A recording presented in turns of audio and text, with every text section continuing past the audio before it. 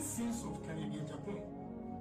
And when you take them one by one, none of them was I defending my family members. I was defending the parties. And they call it as a sin, so I'm quiet. Kencity Media. Education is the equalizer, because it is still true that the mind is the standard of a human being. No matter how tall you are, if your mind does not work well, you are just a tall fool. Kencity Media. Have role models, and the role models, they are pragmatic ones. A pragmatic leader like Dr. Kwame Nkrumah.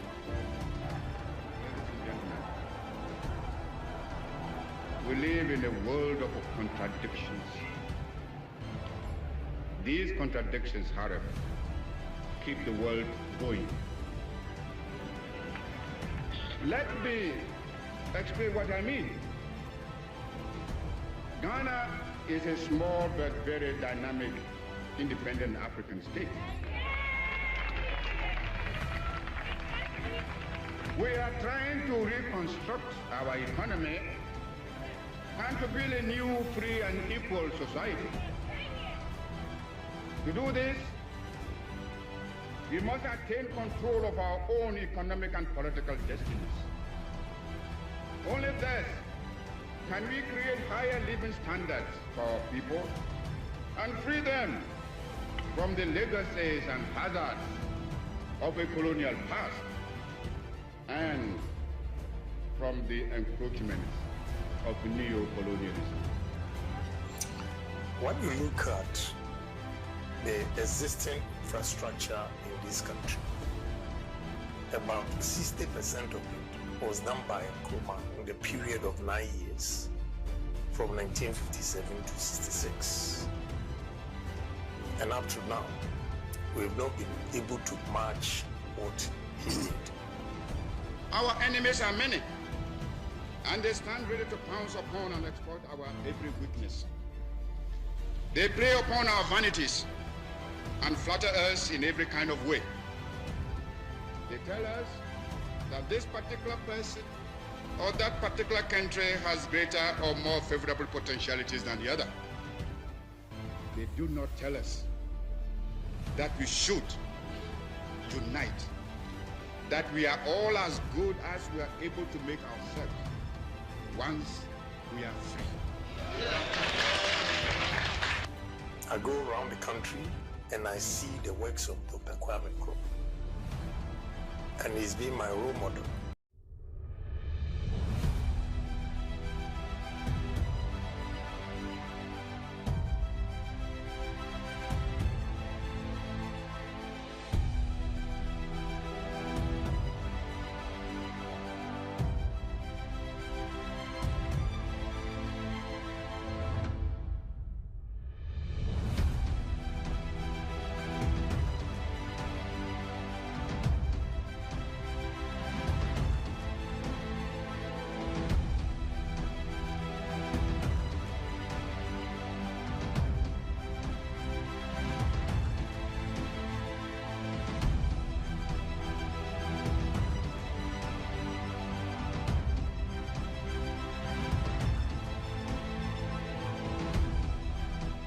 The Chinese president summons all our presidents, and they summon them.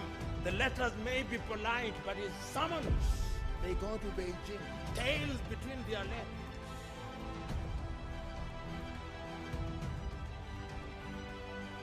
Mr. Speaker, the cocoa farmers, they have reduced producer price, and Erikopoku cannot be found. They don't care about cocoa farmers, and they are here telling us inflation, macroeconomics, they ready. Kencity Media.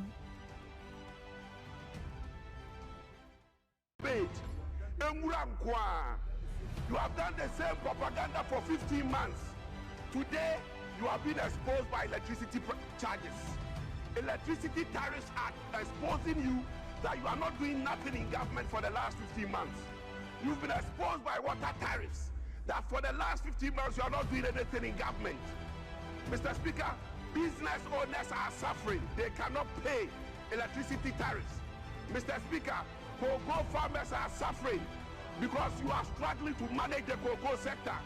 Mr. Speaker, this is nothing other than propaganda. Mr. Speaker, your government so far is government by propaganda or propaganda with propaganda and full of garbage. Mr. Speaker, thanks for the opportunity.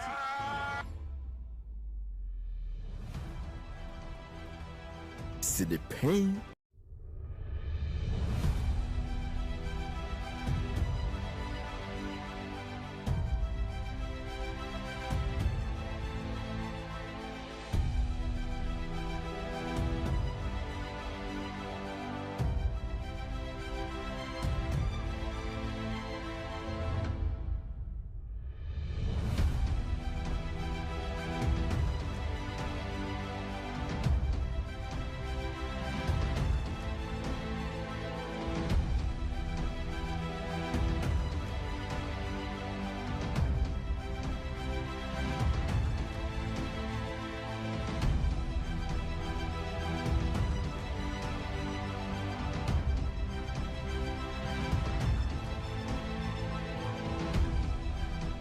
Education is the equalizer because it is still true that the mind is the standard of a human being.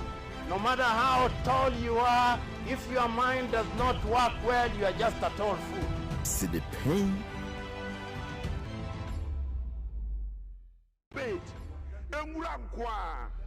You have done the same propaganda for 15 months.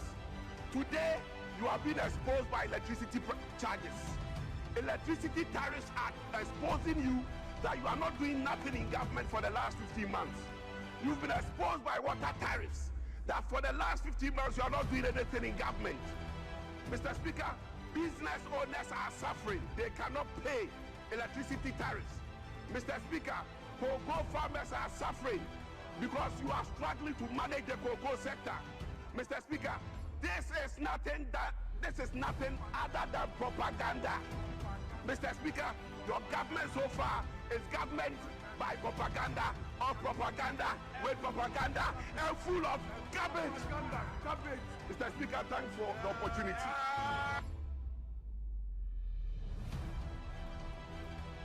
See the pain.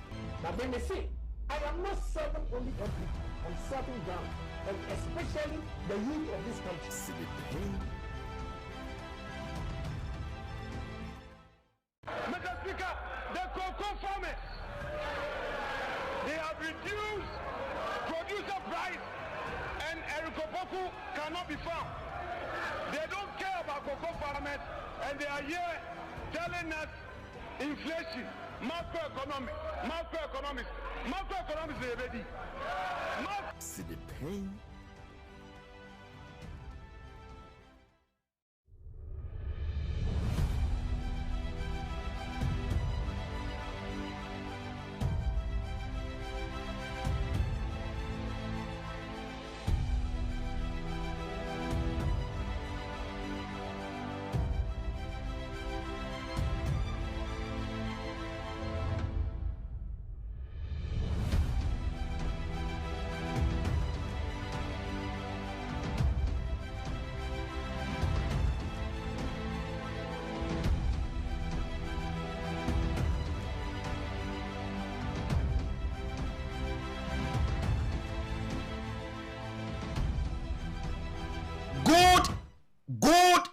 Good afternoon. Raise to the power 30,000. Another beautiful afternoon. Today happens to be the 29th day of April 2026. Another beautiful Wednesday. Nyankopon aya dom tachona da bojobo jedie mu afrisane.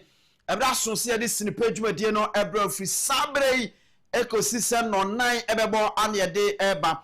Ya frame Anthony Kofi Inkum Dazi. Frame Mr. Inkum, I am your host. Ebra son Albert Asumani political za ebe join me na fe ya de Ghana and Common Abrel Sanso so and a Sabato ya fe e wo fie ono so be join na messages awodwa ebeba no ɛno nso ahyɛ ase akenkan ne nyinaa ɛwɔ ha na every pemu ne yɛbɛma akwan wo hɛ etie wobɛbam na afei yɛdi nkɔmɔ ama bibia ayɛ kama. But in the meantime, me now say what joining in what enkra pumpri mantemo kan ho ewo Oman 107.1 FM. So so and asante mantemo ash 101.1 and after 90.1 nap radio in Finfini mantemo precisely as same for su and ye difra ye de eba. Abusiana o joining with television net 2 television. Net 2 TV GH on Facebook, Net 2 TV GH on YouTube, and yakabum and yade eba. And Komaudo ewo ya yade ebrewo, Ebusiamedi kan akachro, se ene enkomo ya namino eshasye, the conversation of between lawyer Kweku Amodate and that of Honorable Kennedy or Agyapong are the builder and chief book num and so ebetwaso. Na fe ya din komo ewom akọ na onim se yewura Ken ohene Agyapong me no ekasa sese no the base movement no the base Ghana first omunyina no omani daso yewura Ken ohene Agyapong awomo erese bibia betimi aye kama na edie be nti ena nipa bebrebe wo Ghana hai enkofo ya ntageti obi ase wei ane epese ye boaboa doma no emani bedi anim na mom owura Ken ohene Agyapong ko a empani se ye hwekuru wani anim ansa na yamanemo enu nti wo mo kanemu ano wo ma hunu se opani no ne nsama hodo a oka no etimi kyekere man ne nkoma odie no ema oman etumpon eye san komo no na apie wo buku mu a ene nso so me ne eba beto aso na afei yakwa ni ma memfa seda ema eye Kingdom Herbal Center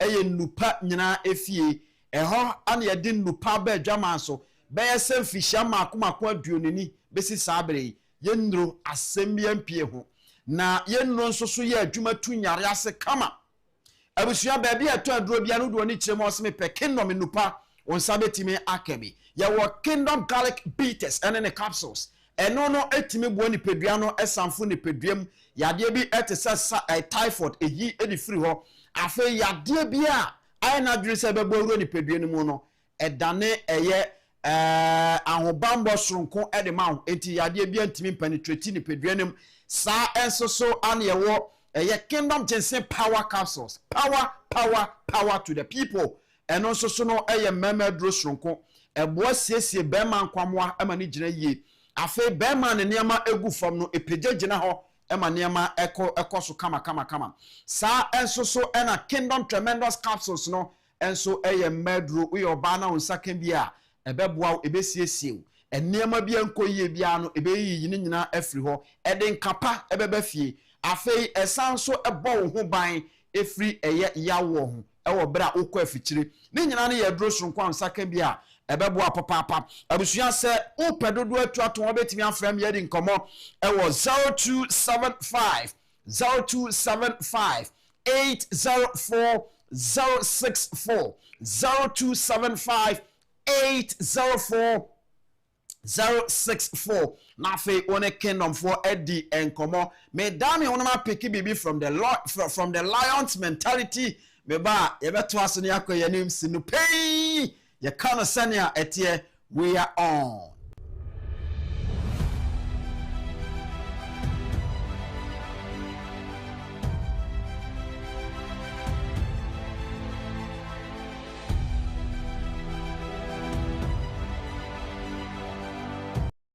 Osho said the greatest fear in the world is the opinion of others.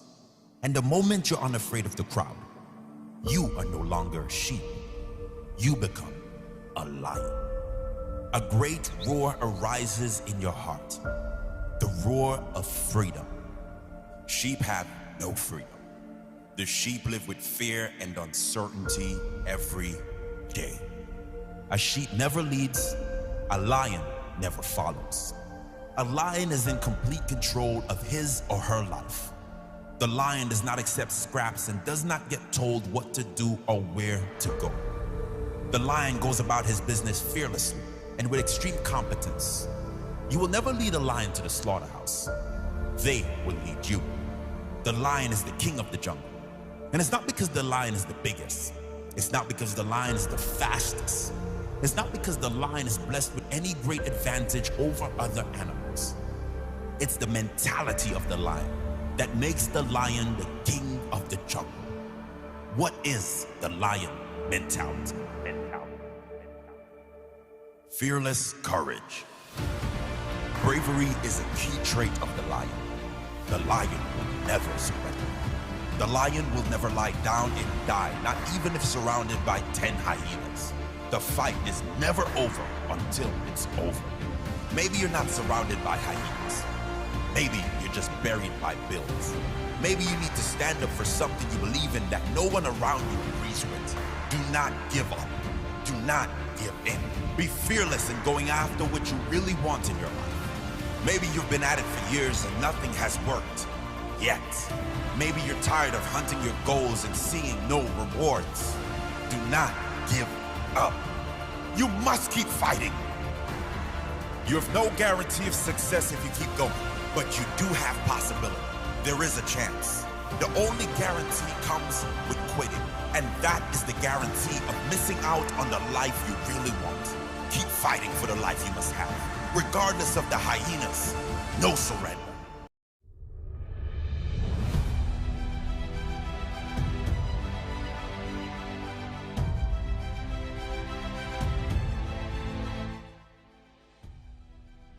Welcome back. Me da say okan ho e odwumade ni so say what join yen a ade ba akwa abeye amaniji aba ene say share the link with others so that obi anso so betimi ahwebi ema bibia anso aye kama bomodin say obetimi a share link no kama to every platform a also o share na afi yakuanim na wonim say No Pein dwumade we no enye dwumadi a yedi edi nkofo atem. This is not a kind of show where yedi be running nkofo down, no. But ni aye nso ne say ensam adada yentimi hwe mpanifo anim yentimi hwe tumi anim enka nkire no yenam dwumadi we so hwe mpanifo anim aka nokre e de akire wo mo. Eno de no doubt about that. We are going to do that. And we will never do that. But no credit should the and it doesn't also mean we are always talking about your problems. Yes. We are talking about your problems because they know it. Whatever that we are going through, they know it. But just that they do not have the political will. And nuntina ma problems are finanon pain so ye womri nyina no besine problems no egu so ewo ho say ya me no eka say opa you can go online na check the classrooms ewo Malaysia, go and check their classrooms na check yen ye de fa ye de toto ho and you could see say yen nimbre ye di agro today ye kasa sese Singapore nom eni ade a enkola nketwa ya afa no ma sha ase no they are teaching them ekwan a adwene ene akoma efa so ye adwuma ekwan a nipa obetimi de wadwene adi bibi achi ene kwan a obetimi afa so de wakoma adi bibi achi wo mo kire yen eti yanye wo Ghana ha no sa niama nkitikiti nyina no emfa ye ho yayi ani enti ade bia nsese wo de wakoma di akire no na wo de wakoma kodi akire na akofa problem e de abrew ade bia nsese esese wo de wadwene after se wo de wakoma e de akire wie no esese wo de wadwene ye ho adwuma kra ansana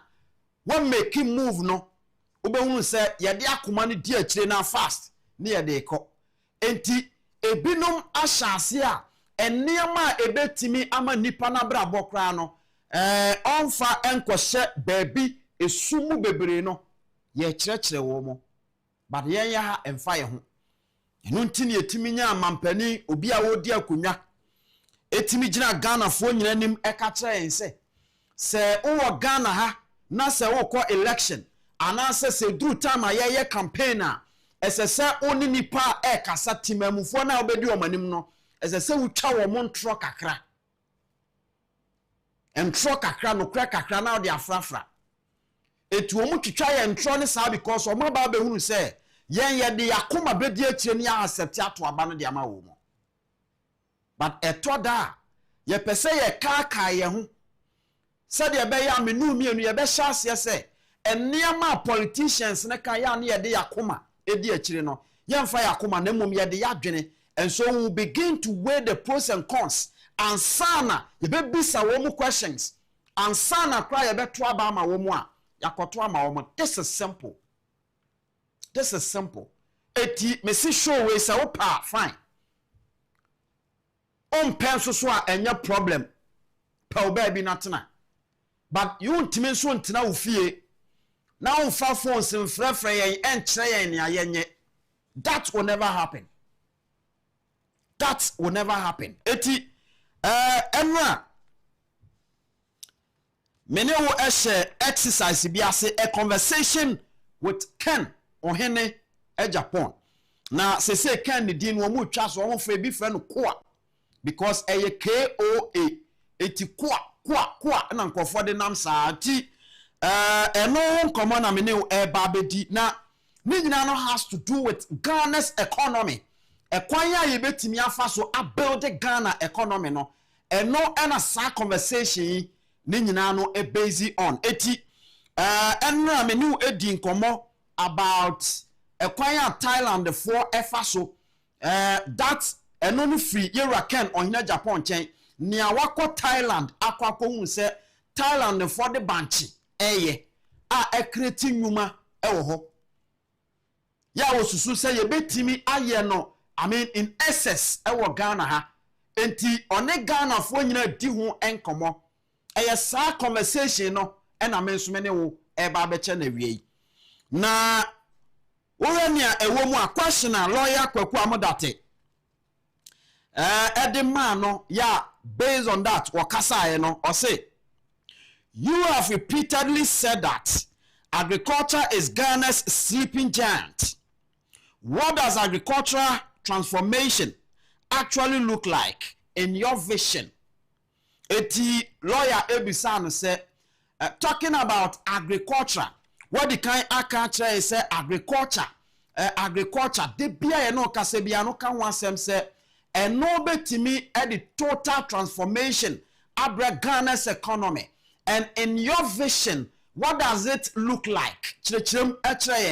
Enti enna menu edin komo about na semwa na oka concerning eye banchi cassava.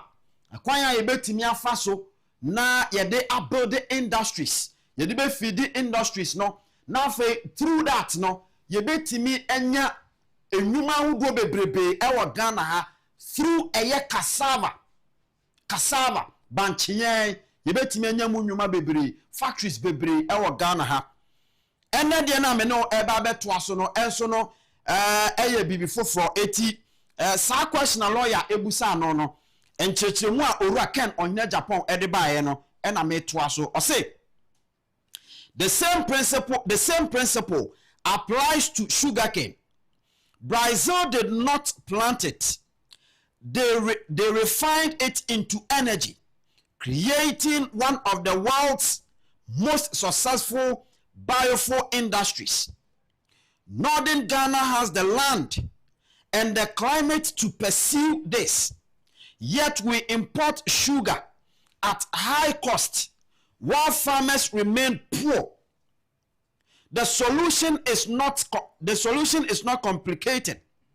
It is organization, irrigation, machinery, and a clear market chain that converts harvest into products. Eti Honorable Ken ohina Agyapong ene refer to a sugar cane. Or say, and come on ye die about cassava banchi. And niama ebetimi aye enyuma ebetimi de bie ene ade no the same thing na all can ede afa eye sugar cane ho ahwede na oye no oka se okọ Brazil se dia Ghana ha no ye dua ahwede na eno an se ye dua eti ye dua ahwede no wie na ahwede no eba ye twa ne ye de akọ adwaman so enkofo to no omo hwe ya hwe Ghana ahwede ya hwe Ghana ahwede nyina so ho eti eno na yewra Ken ohina Japan eka se look in agricultural transformation ekwaya ye betimi afa so ene say Brazil for asset clear cut a clear example ene say wo mo nnua ahwede ne keke na mom ahwede na omu eduaye no out of eye ahwede no wo matimi enya eye ewiase nyina biofuel industries just wo mutimi the sugarcane no e de edane energy omutimi de dane energy eti eno keke kan ho enra ye gusu aye ba no nse beduru ba bia me ma oti ase se ono aboka no hina Japan ni nkire mu ode baaye about cassava se ye betimi de cassava no ene ethanol ni nyina kan bom aye betimi ede eno kra no afra ye fuo e bebo ye engine ho ban ede mpuntuo bebre ene bebre yen eti ni nchechire mu eno nso ode ba o se woko baby to say northern region. Now we are northern region climate a northern region no e favor se betimi e dua ahwede no. Na yenya ho mfaso bebrebe. Afei asase yantam enso da ho a ye betimi de ayese anwuma ne nyina. Ensoso yenye de yenya ne sa ye dua ne yakotwa ne de abre nkofo no mare. Na ne hono no a eye mfaso de wo baabi no yato agu keke. Eti se okase obetimi ede ahwede enko akwa de biebie companies bebre ewo Ghana ha o se eno no it is not complicated enye den the only thing and say the only way and say esese utimi organize wo proper organization afei esese utimi enya irrigation systems are ye dibe bia ahwede no throughout ye woni pa bebre wo Ghana ha wodi omko ahwede fuom na efuo ne da ho yantam se yenye mo adwuma wo metimi aye se adwuma we ma ban so atuomka all the time. We have a lot of people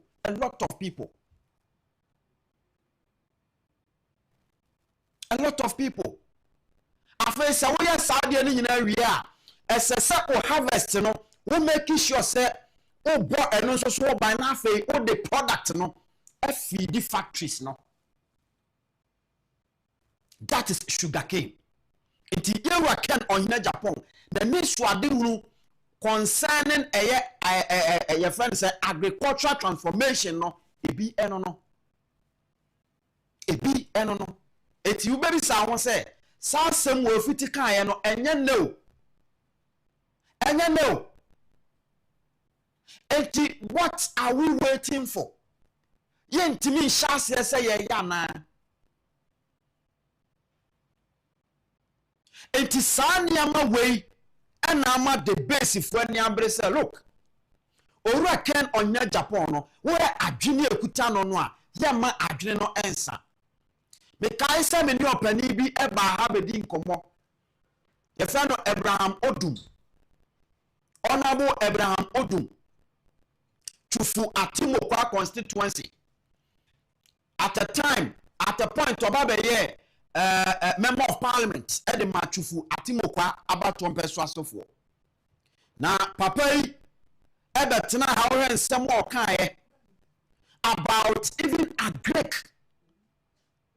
In Numa, ye bet me aye, and in Fasodia, ye bet me and your womb. Papa, if it is so, I can want someone yet. Na suni nyina mo no yempe mwa ye ani ane ye tie ehwe ne a ekoso obi amfa ho ena de bia ye complain se Ghana fo nya adwuma nye eti oman na ye wo mu no se enipa benya adwuma ya ade se wakolegon ade se wakohwan ofuri Harvard aba ni ahwe ne certificate ho ne akwa koma na adwuma mi wo san kofo no nsoso no wo madwuma e baba ye no nheda mfamfa so bi ama emfa sika ma enti esesa aban ni mom na all the time opesika odi betua wo mu ka enti adan na aban nya na adwene so obedwene na fei ensam bi atise ya yewura kan no nya Agyapong ka ho asem no odi be ye adwuma ema mfaso abre abaga na fo so na Ghana ni na won ko school wonu nso betimi anya adwuma ye ni agya say ye waste talent ye waste resources ye can resources a enipa ye wo man ni mu nso so no part of your resources adenti na sese Dubai fo UAE fo wo mo bobra eche Ghana fo wo bra ye wo resources eche wo mo adenti na sese sankofo katafo wo mo ko manim chen ye wo bra ye wo nipa we have the numbers more than them but yet mama nkofo ko manim. And the reason is so simple. Abanye na dwene so obedwene. Ghana aban enye na dwene so obedwene. Enunti na ma ye ko ne ye ko mu emu. Enti adisuafo na nkasa kwa complaining no about adwuma na womo a enko school de omeyeden. Enna program because okuma koforibia na ukotie nkomo a ekoso ewo ho a wo ya Ghana ha ni e ka che o se nurse we or specialist ye ka specialist nurses ewo Ghana ha Ghana nurse ba ku bia no eseso otimi hwe Ghana for 20,000 so nurse ba ko ejina ho nurse ba ko abeka se nurse we no oye specialist Sanders ni ba kope no wo ya Ghana ye ratio na ye kobeye 33 million no okay ka bom a nurse ni ba kope a oye specialist no o ya Ghana for mako 20,000 ye yare ana de na hayen 20,000 de na hayen eti there are a lot of hospitals in Ghana ha a nurses for wa ye retimi akasa Sanders for we no wo metimi ahwe nipa adna giran pempen so a nipa no betimi agina ye talking about nurses a wo mo specialist o compare wo mo to Ghana for dodo e wa ha nurse ni baako e Ghana for 20,000 aban nya na adwene so obedwene aban enya na adwene so obedwene eti wey sugarcane ehun komo ana owura kan no nya Agyapong edi e wa ha now cashew, shea, coconut, and potato are not village crops. They are industry inputs. When we process them here, we increase farmers' incomes. We create urban and rural jobs. And we generate export revenue. Agriculture is not about feeding stomachs. It is about feeding factories. That is how you build a working economy. Enti yewura kan no hina Agyapong ena eka sei o sei wo Ghana ye wo cashew e wa ha wo Ghana ye wo share e wa ha na enu achi no anytime a ye ka bibi ti se potato abrodwuma anaso se ukọ eyi other part a obi a odin a ode frɛ no sweet potato no ye huru no so eno de se eye nkurase ni nkuro nkituam ana ye dua etudi sweet potato ya ye ka ho asemi se wo ye bema wo de tuani susu se 2 weeks every day wo be di sweet potato na he kwakudo nsoruma sakola huna bobrim no ba bia wo de ni begina obegina ye eti Nyankopon ankasa ma ye nnuane a ye dia eboa ya me gina brane eti wo se sa nnuane enya kurase ni nkuro nketua mu nnuane memom se ye adwen se ye be process sa product na ye be create enwuma ahodo ye be create enwuma ewo eye communities no and afei urban areas no ye be sha se ye create enwuma ahodo ewo ho rural areas ye be create enwuma eti enwuma nkete bebre na ye ko eye eno na bema wasan so woye no chese mu process na mu import ede ko no na afi esan so de sika eba oman nim etubo se oman no enye sika all the time said the enra me catch out say woko South Africa the reason why ntia wo mo bu Ghana for ho say munkom kurom mo be gi adwuma monko a mo pam Ghana for no omo pese Ghana empanifo hyase se omo bedwene so omo hyase se omo bedwene se ekwan ya ye befa so ye be create anwuma e de amatimamufo no esese eno eye priority because we South Africa emu mpanifo timi abomode e de nwuma bebre aba we have about 5 banks from South Africa a eye adwuma e operate e wo Ghana ha absa eka ho ene ne ekeka eka ho ni nyina ya South African banks and they are working here your DSTV politician be anyone wa Ghana ha DSTV any ni them politician be wa Ghana ha bia no DSTV e woni them e South African business etu omuji sika efuru ye ho wa ha e de ko etu omunyuma wa ha e ye adwuma say organization bi wa South Africa e ye adwuma ne source efuru Ghana e ya asori and sorry in sorry na ono nso no wo mo je South Africa for no offering too much eti omubu officer mun kom kurom eti ebra so say yesese ye dwene ebra so say oman ni musika ye betimi de agbo nipa dom ho bra na nipa ba akofo nkwan na dwene say ono nkwa de be hye ne botom ebra so say ye nwia oman ni sika wo mo de de nwuma no ewia oman ni sika nanso yentimi nka hwefa nkyere wo mu ne ya nhwe han e de hwe wo mu owura ken onya Agyapong ka asem yo se nyame ye na do mane be ye mampani a ono no ne cars a wo de be ye adwuma ne pool of vehicles presidential pool of vehicles no ono abeto ni nyina ono ade ne botom sika e beto na ade eti so ono ade ne botom sika beto na ade a wo be di minister ye be ma cars dodo sei se wo be ye minister cars dodo sei ne de be ma wo eti se ono ade ne botom sika beto a ono ade ne botom sika be fuo ka no all any time be se so move eti se wo so be di minister ye ma o ka mpa wo do botom sika e be fuo ka no because adwuma mi ye se Kencity focus o wo ye adwuma jeka ye ma me ka se sam ya me di botom sika fuo ka no na Kencity ma o ka na ye san so e de adwuma ne sika e san di fuo e de ma bosome so a na afa ya san so atua o ka e de aka ho what kind of nonsense is that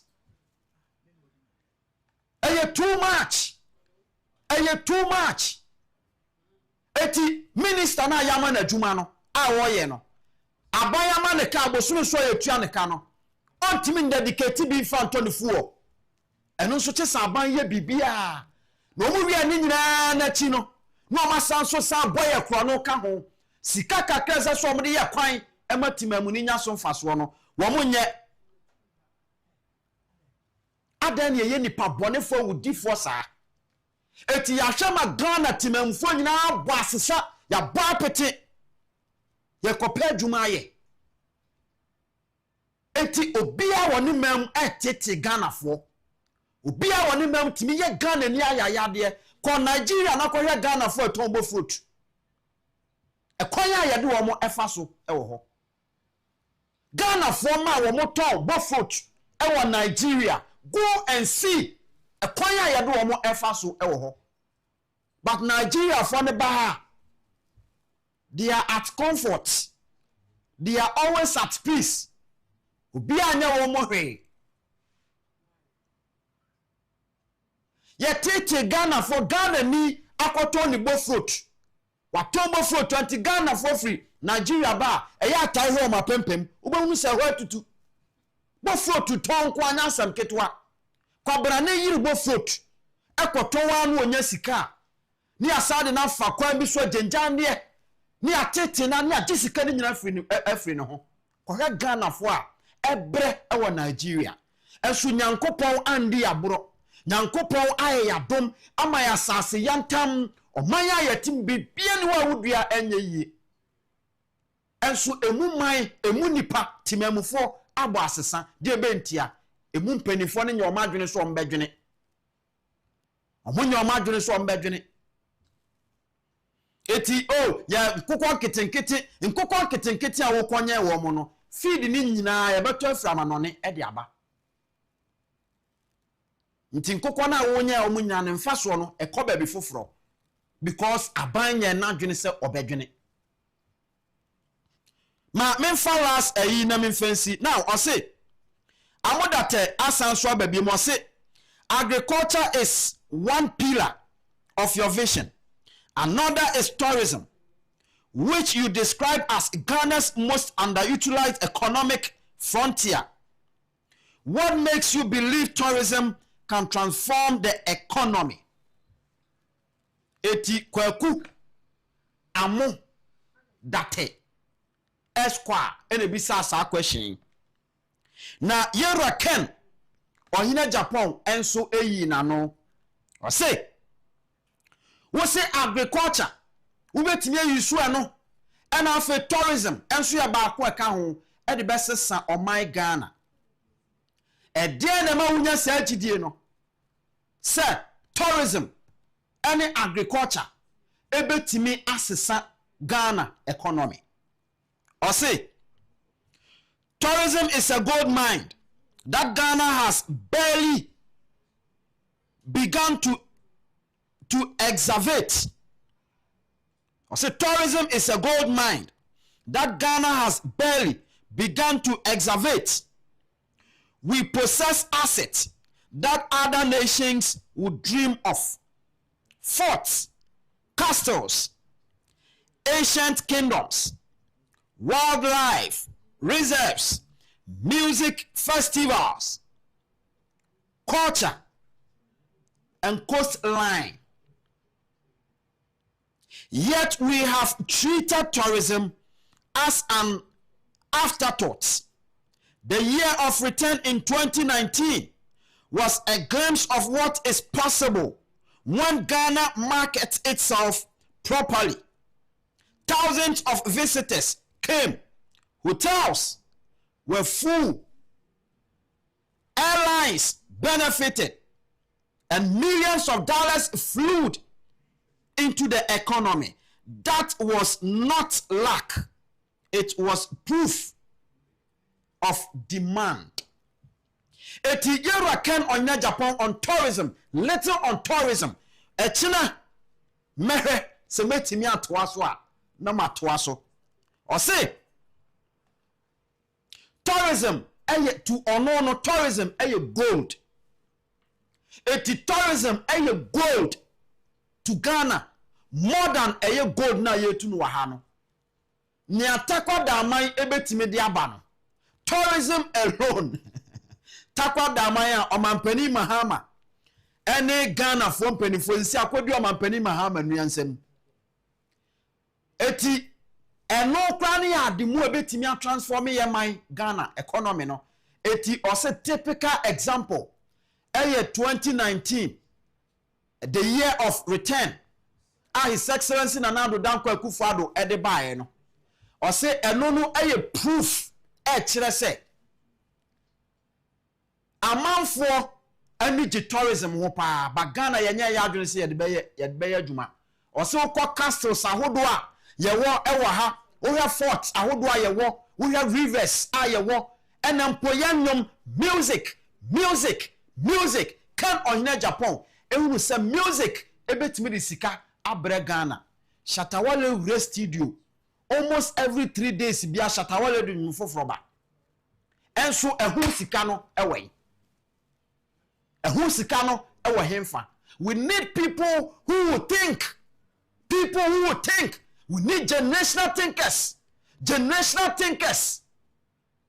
Omwamba consider enchirima da achinchirima no oma dwene enya wo mo be se oman Ghana sika edi akobo bra omewia Ghana sika but party eba no ordinance aba fe for machira no okọ party bi so ba ono so ne nsa ba from achi sa no okọ because omu nim se we ye den omu mienu na na beba eti se sa na tia de a wo bere so Ghana for e de mount say 8 years or 4 years o uwia ne obewia na wo de kọ ye ba ye be da Ghana for say o ye ba ba chi wo mu ye ba ba chi wo mu wo mo toma ye ne ye ba eno ano no ye mfi ye nchi atatia mpondem tatia mpondem because onim so no so ne time ebe so eno omo de Ghana for adwene edi agoro it's about time a yetimi ehunu sankofo wo mo botaye omo de betena konwa so ma ye mmenchi wo mo kakra se we a striker na we shego a ye benchiw ne edi nipa foforo aba be ginam etimi srew mo ma ye mmenchi wo mo nyame ya adomu a we show them ye beti om se ye ne to aba mo mba betena konwa so eti ye besesan yensa no no ma hu se Ghana for sabe ye nye nkosua na ye nye nkosua no aba be chia rede bi asa ma me na me homra me ne Albert Asomani politicals a etnase na ye di nkomo na me da me ho aba no na me kanfo Kingdom Herbal Center Nupa Amao Kingdom Garlic Bitters no ene ne capsules bomodin se baby eto aduro bia betima kope bie no anonom ebeboa wo Kingdom Tremendous Capsules no so ye meldro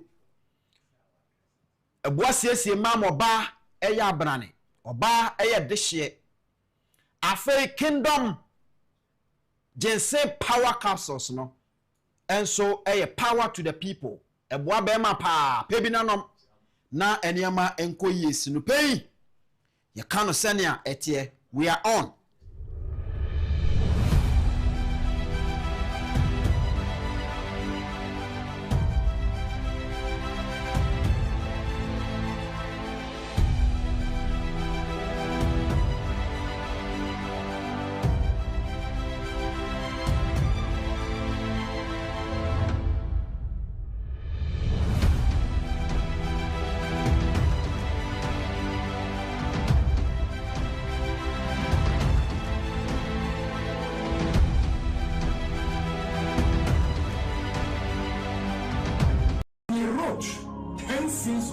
Agyapong. And when you take them one by one, none of them was I defending my family members. I was defending the parties. And they call it as a sin, so I'm quiet. Kencity Media. Education is the equalizer, because it is still true that the mind is the standard of a human being. No matter how tall you are, if your mind does not work well, you are just a tall fool. Kencity Media. Have role models, and the role models, they are pragmatic ones. A pragmatic leader like Dr. Kwame Nkrumah.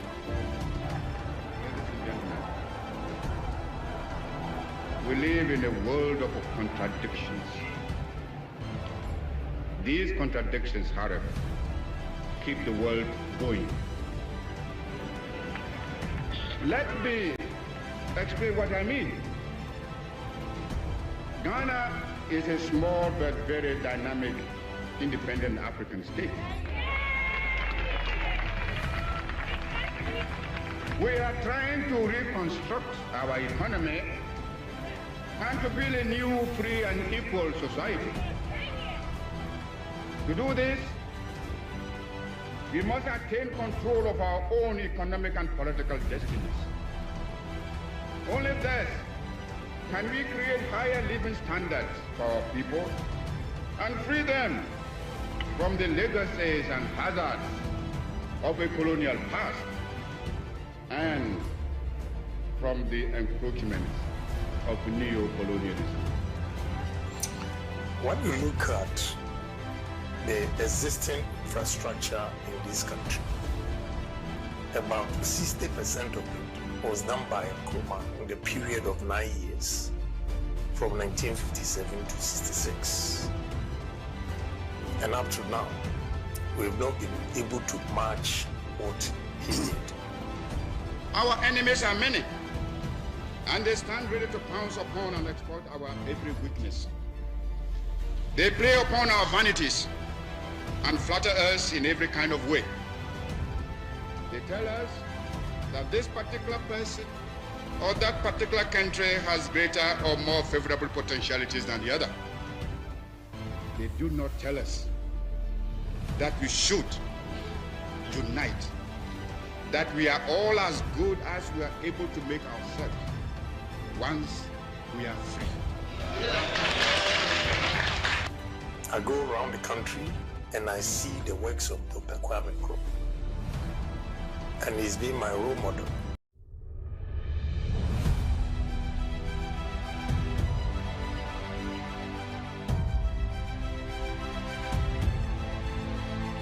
The Chinese president summons all our presidents, and they summon them. The letters may be polite, but it's summons. They go to Beijing, tails between their legs.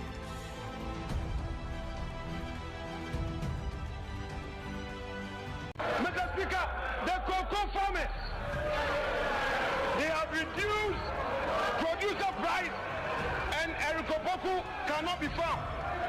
They don't care about cocoa farmers, and they are here telling us inflation, macroeconomics is ready. Kencity Pain.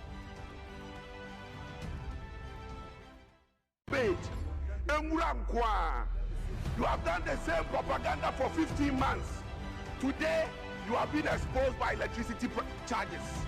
Electricity Tariffs Act exposing you that you are not doing nothing in government for the last 15 months. You've been exposed by water tariffs that for the last 15 months you are not doing anything in government. Mr. Speaker,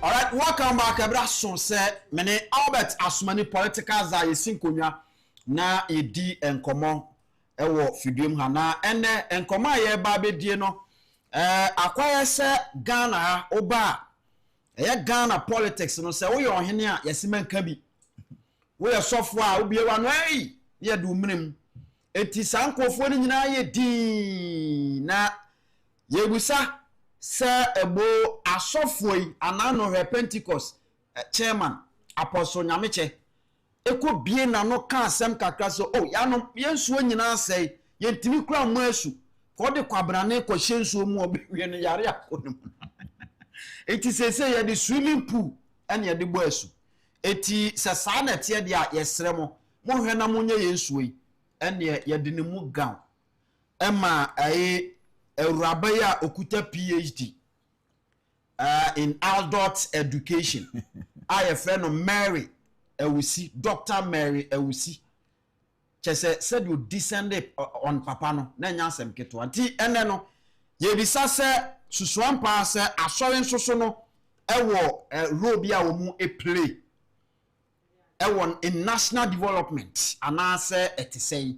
Na so wo role play wo mu a wo de ne se na se so okọ wo mu nane mumu wo mu na mu sa ana de na se so mo ye ba bedi nkomo wo fiduem ha ye behe na afei se ebrebe mu a ya hwe na afei ye koye ni mu no entokwa eda Orua Julius Debra ena afei eye Honorable Johnson Asedu Nketia wo mu ntem wo manim entokwa edem eba ene Orua John Dramani Mahama nsoso ene nam ho ne awono nso eye ede efa ho no ye de ano betum ni akabi na afei wo awohwe ye ntie nsoso ebe ma akwa mo abem ye di nkomo na bibia aye kama Albert Asumani political za watena se opani boko de Zankum boko na nso Nyankopon adom ene mpaibo nti me ho ye na ohima berima ene obapa wo mo ho te se all right ye da Nyankopon ase na managing director edema Boss Lady Beauty Empire Mame Olivia Ako ne ho ete say we yonko brebo what's our current situation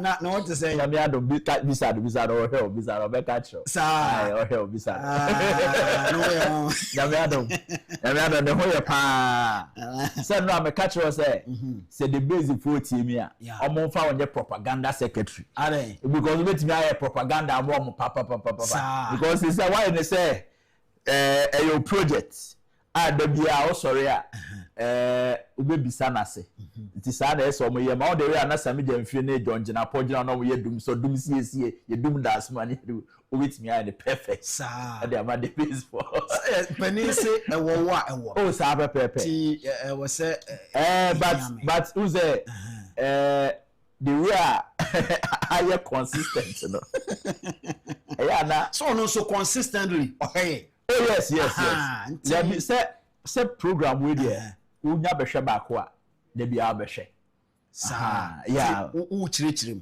enti esi am no ka say opa but lawyer amoda tedin say so hwewa on send high obe send high this year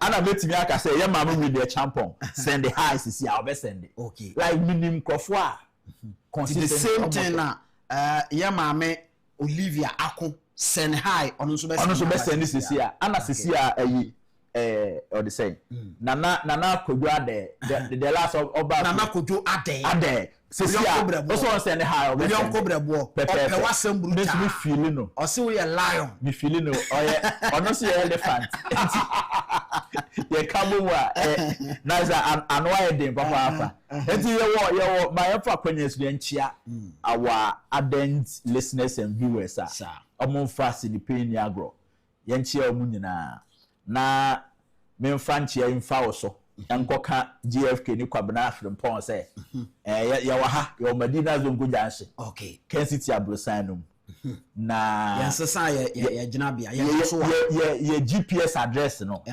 no a na ebedru baabi no ebia na omure fie nso a enye ade papa samom emwa enti the earlier the better we there na wonu kwabena Afrimpon o wa ha na watu kwabena ajam life amame dabi o Ghana na watu kwabena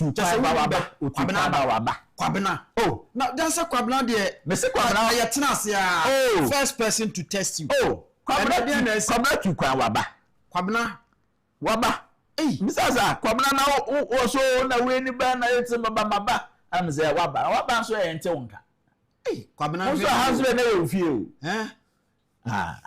shana ya anu mi yare bi ansa ne kwabena o mi e mo mpa ma munye nye ododo me ka cho se kwabena me ka cho se kwabena odade no yo kola yo ode we yesi e plasma ka che nyame ka che fra wa ya ka ya nchire fra na nyame atie kwabena ye mo ha Deputy Director of Protocol MPP MPP National Head Office kwabena Protocol Director kwabena ya dawa haya zongo janchi kwabena on manual these guys in who be kase wonyo obi about hey na say me who top notch program before ya kwabena no ye guest of honor yes kwabena no me hu ba ko hwe UK hey na say no koba yi kwabena ni mu odu kwabena hwehwe ne ne wa ka che covert operations are cost for still maintain na on a senior prefect ono da no see ya shase ya what you do there so mo there me say kwabena ni senior prefect what is still maintain bia o ba bia round 2 pasa man for still maintain sa na mo keka still maintain so age form ba sa ade ne de anka wo hwɛ mu yi a anka bia anka bitimi ya adwuma but kwabena no na so mo mmafie no na kwabena mu na kwa ne man JFK be da na se tie ni tire enka yes abonten so for be franco anka dabi da nanka what general secretary JFK awie ye chiao nyankopon kan ho no mo ho ban na bibia anya kama na nchiro say ade ene wode nti say ubeba fia efifo de yasinkunye Dr. China so say wo chiao na doctor say still maintain the enye akunwa no obeje why so obeje na no obeje. It is becoming so interesting. And Mr. Ko post this so baby as slide so to boom. So person obo ko dua ya na say eh slide obebo na o furu dua e wugina se ni po te soro no ana wo to bo no no ti kume ba ko ba fo mu a o pre slide slide obebo agro no slide o kana asem so na ahwe ni o emiri bi obi ko kana asem say botia na ho hwe a oba fi a ofa kwa chi de patas antokwa na slide be ko o se o mbie mu ma no wo ahene wo ewo studio na asem to slide so be so DJ na secretary slide wa MPP ade wo chance ya wo emu be ye debru de ka se ja sai no anya enyina de hu beji se ne wa ni bebo wa bebo ye bebo ye be chira ade obede no wia na wa koda ICU intensive care unit the oxygen so enti ye de we hwe ho se now by you all say body asare be akọ Godi ono so okọ Gordon Shaw National Communications Director ma me fa kwanya esi na me chia Gordon ba bi o bia Gordon no bibia be ka e ga chene say ye wa ha Madina Zongo Dance inside the Kencity building your GPS address no Ensisan Albert Asmani political za no ana mene na sinkonwa yedi enkomo ewusia yeda se oka ye ho na yedi dwumadi eba ebere so a yebebie phone lines no so bebem am yedi enkomo na yatoa so akọ yanim na ene ye enkomo no eye asofo ene ahemfo ya ewo man mu in terms of national development omonso wo role bi a omo play ana se enkofo no mu ne hweye enti wo mo nkoma no ntum no mo ntena ba bi omo tena boko no omuro no so se bi wo ho a ekwan ben no mbefa so a omo be perform ekwan ben no mbefa so a omo so be contribute to the national development eno ho nkomo an ye die e wa hai se eho eye Pentecost chairman ekasa ya yeso onye din no omo aka be de no matimi akasa eti eno ho nkomo an ye di e wa ha opani enche obeye sofo wan ha na won so no ye be ka wanu atum enti o hwa asori no e wo ruobi to play in terms of national development Mr. Kumame ndawasi biom na me sanchia tifo ne ahwefo nyina say asema wa bi say no very critical na ade esese nyina ye hwe ya mamuo ne oman enchichire no sede esese eko na Mr. Kumye ka say asofo ene politicians and national development say ye wo esesa asofo can be and as asofo can be a ne be say asofo no me ye hefo ana ye can national issues national development so e ye den na asofo no ehefo ana mu di omanim the faith based communities na ye wo no obia our responsibility obia our role to play when it comes to national development. And Ghana so no a secular state. Everything a constitution no emma freedom of association. Enti ye ba the Christian community na it is headed by Yasofo. And a group of people that they have influence over. We call the Islamic community in Iswa, almost leaders, the imams and what have you. The traditional rulers also have their leaders. And both Christian and Muslim, we can both all Ghanaians in Sono, and by a communities in Swa, ye titi munua. Ye wa ahemfo a woman so ewo omonso catchment areas a omutumi so no edru ho a woman so your sofu so ye imam so ye konfu we ye buddhist once you reside in that vicinity no onso ye under ohene no now yen hwe Christianity yen hwe asofo se emu wo role be to play ana. Na me say nkum say we also for so a. One thing you have to know say oni ema mienu a esese wo hwe ni yie. Die ubetumi aye.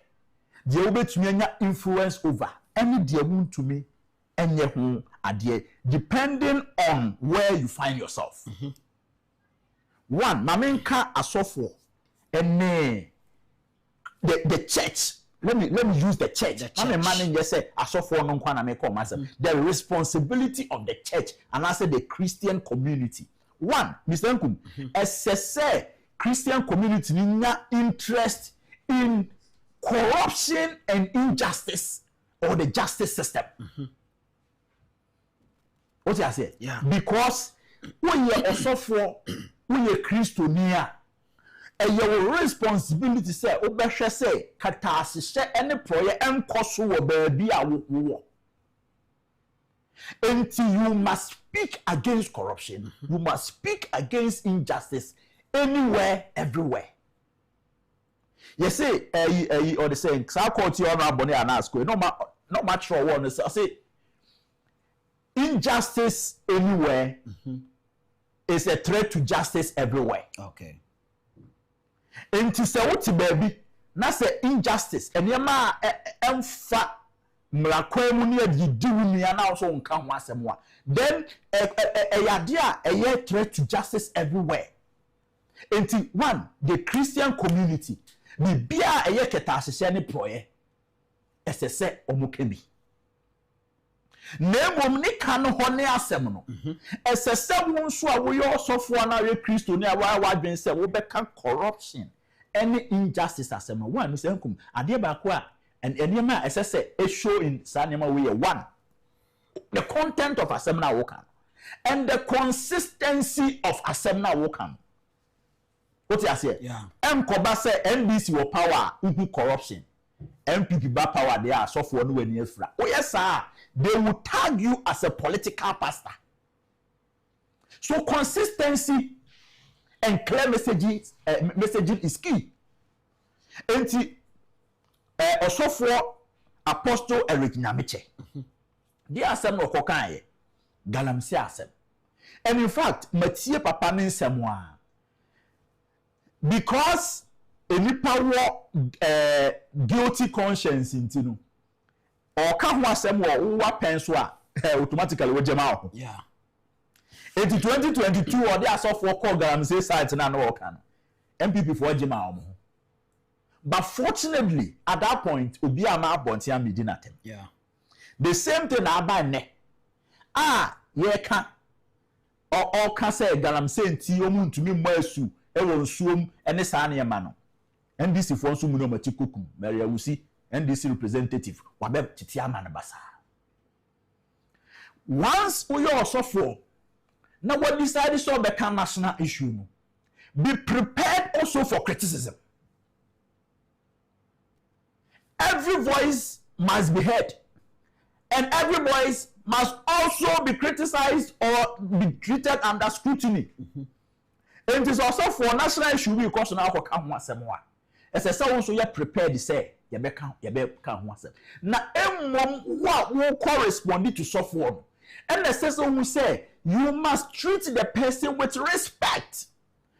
Se software no se me se bi wo de ne collar anase ne clerical ne to ho na wo be ye politics no descend be ye party politics MPP NDC dia and o make sure say ono so ne yam ye beti abobon rough but said the yewura Eric Nyamiche kan ho asem Mr. Nkum me say asem na apostle Eric Nyamiche kan me side of it mpo a me so me wo ne say Nyamesom no omumpa omde ba Africa no ene no they have places be a friend no a baptistry ukọ America no ne London no na ade a obi ankọhwehwe river Pra ho ana river Jordan enkobasu the omankasa so akreti nice pool a omoye omosubo wom yeah Mr. Nkum you see a subo no hu mandated by Jesus Christ. You can never be a Christian. Oko Anakazo. Yeah. Anakazo Bible College. Ewo Mampong. Yeah. Pema. Lighthouse. Ewo yedie ewo. Good. Yeah. Enti so person Christiania. Want to me escape baptism, you cannot be a Christian. It was commanded by Jesus Christ. Was it say one free and swim no beer? Want to me shine when Yankopon and into baptism a pointer, it's like a symbol of cleansing you, taking you from your old self, renewing your spirit and your belief to accept Jesus Christ as your personal savior. Into somebody increase we know a Christo ni papa bia a sacred activity in Christianity. Enti osofo ka ho asem nze asiama ehi asore ne pa. But also say even yen hwe say galamsey mpo ni ho a yen hwe health issues nso a wose yakobo ye de obi konu nsuo bim tare ba bim nsuo ne wait to say infection bi won nsuo num say infection bi ni nsuo num na Yesu Kristo ba no so ankohwehwe nsuo ni infection wo mi infection good odi onkofo nu onu ankasa nso ye Jesus Christ ba who say no what asore da be condition bi bomu da anokita microphone ni megaphone na me ya sorry. You see, our system now is an improved version of Jesus time no. Christianity no say no and we be abamu what na baby na wadin say Jesus buy no kita scroll and I know they kind to there enko to Bible and then asofo ahena nso mu gina pulpit so a kita ba hard copy Bible. They are reading from projectors, from laptops, from tablets. They are improving Christianity no. And now so that the why the soundproof instruments they go asore baby mu no. Dr. Pabo Bobo live band the kura nya bi da. Quality sound. Na me so nya tete kwa afọ de ya o. Na me so ne ye nkofo a omania se yesuru ye Nyankopon no ne mapa nyina afiri no. O se akyede pa ne akyede ya pe nyina efiri suro de fi Nyankopon ne nche na eba. Enti ye Kristo ne esa won so wo live life a ma wo feel good but we are worship as a say yes serene environment. And until the no be wa sorry baby mu no na ye enkonya eso bedefo kwa de gu ho. Wo betina sorry dem a you must feel comfortable. Asori dem ho fully air conditioned. Ye ka hallelujah. What you wasun kura na wo so de ka tell say Jesus amen. Enti no bisankum. Ye hwe say asori ma mo so mpom din no eti say there was one time wa bisankum. Obi kobo asuo nsuo bi mu a opie ye no wanya fungal infection won his skin no. Because nsuo na e bi ko wura mu na nya eno tira apostle da me check say those there are some areas and kofo nwura nsuo no mu biem. It's almost plastic pools. I see nothing wrong with it. Baptizing somebody in a constructed pool. It doesn't have to be a natural stream or river to say, in any case, an act is a symbolism of the Jesus Christ.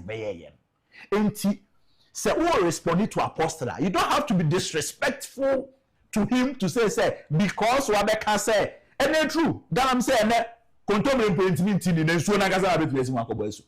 Control that a since when what in the yeah.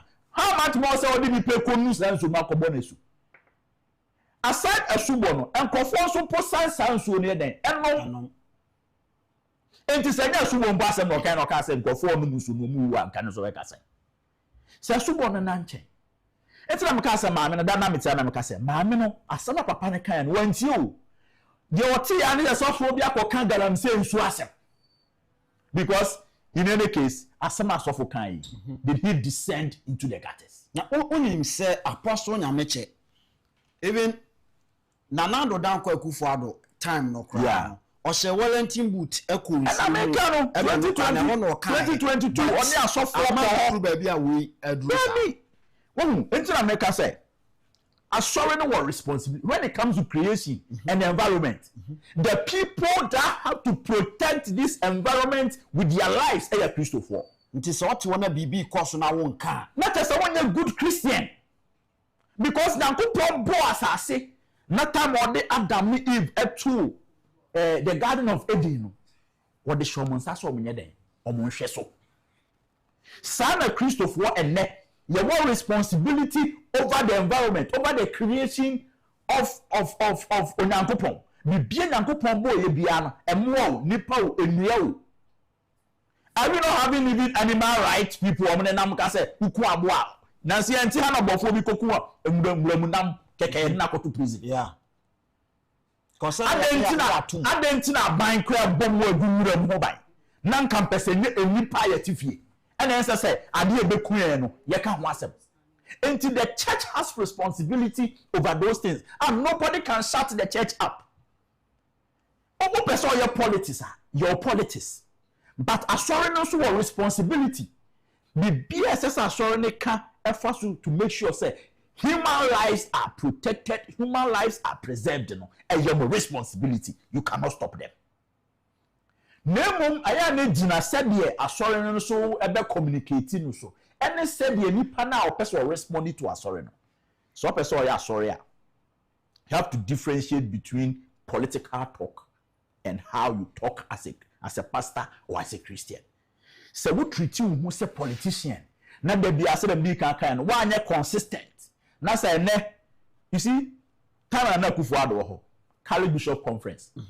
Omo issue statement over Galamsey. Yeah. John Mahama ba ya. They've done the same thing. Na akufo-addo time kwa there. Omo ye procession o. Omo dey candle nanti krom. What is what be sorry tia omo? Debi.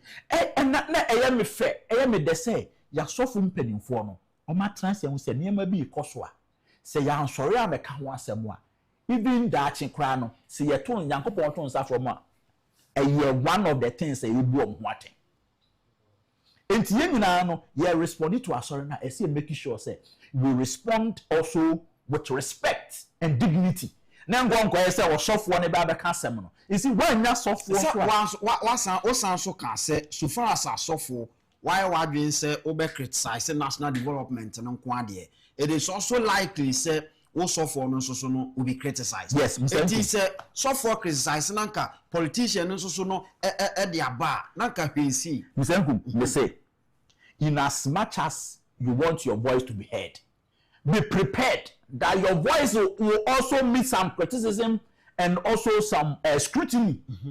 Enti and I make us say ese aboa no wan kawa ese aboa na hawa won say ne bon good aboa na hawa won say ne bon enti se sofo na asem na obeka no wan ni watem a when you are responding me ni natem so wan ni natem o se omde we ebeche no na next time oba biem odi natem one o se sofo no se ngosra won so a ankoma me ka asem no kan yen in the first place my man you should try say this is a dump no shallow thinking woman asama eti am ka say wanti asem no asem apostle Eric Nyame kan yen no e de na e kire say papa no e descend into the gutters you should even say ngosra won so a if you have an apostle of his stature the chairman of the Church of Pentecost saying say enso say enti the churches around those communities no cannot baptize people in the streams and the rivers. Now they've resorted into baptism in the pool and plastic pools. The man was standing in front of his church. Not only a campaign platform. So, and today issue, meaning that what was a report he was giving to the church or something. And to say who about the responding church and so institutional bodies say we are research. Of course. Any idea.